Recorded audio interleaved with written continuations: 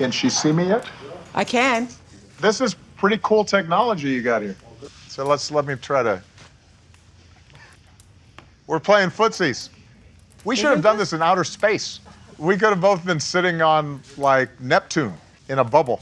Hey, what have you been doing for fun? I have not left home since March 8th. At all? I went to an eye doctor's appointment because I could no longer fix my eye infection on telemedicine. And then I went for a mammogram. Yeah, I asked what did you do for fun? Eye doctors and mammograms do not qualify. I have never had a mammogram myself. Okay, so for fun. But it doesn't sound fun. You can do better than that. No, it is definitely not. Here's what I did for fun. I have had 2 girls here the whole time who were living in Los Angeles, who moved up here during the pandemic. They've been fun. We have movie nights with the 2 girls, Stedman and I.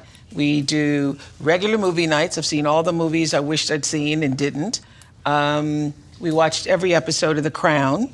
We started a whole thing with popsicles, so we now have... That sounds fun. 23 different flavors of popsicles, including pumpkin and sweet potato.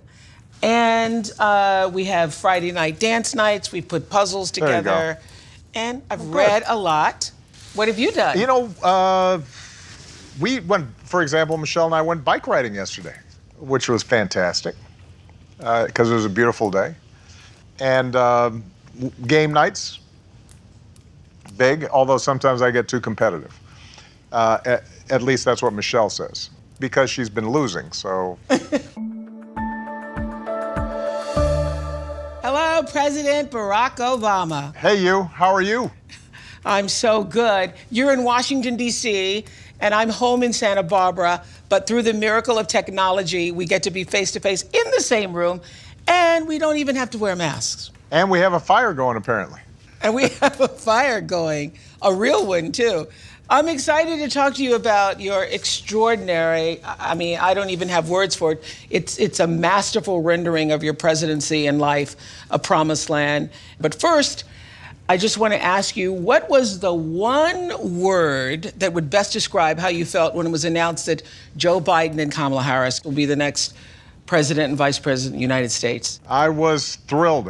Joe Biden. First of all, obviously, Joe is somebody who stood by me on every major decision I had for 8 years. He's become a brother, a genuinely good friend. Kamala is one of my earliest supporters when I first launched my presidency.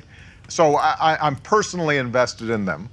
And they have the character and experience, I think, to do an outstanding job in a very difficult time, a very challenging time in this country. But beyond the personal investment I have in them, I think this gives us a chance to get back to the kind of competent, caring government that we so badly need and that the world expects out of the United States of America. So it's not going to immediately solve every problem that we have because you have enormous challenges around COVID and the economic after effects. You've got long-standing issues like racial bias in the criminal justice system and rising inequality. But without this change, I think things would have continued to deteriorate, and our democracy would have been much more fragile. And I'm confident a new president and vice president are going to help us right the ship.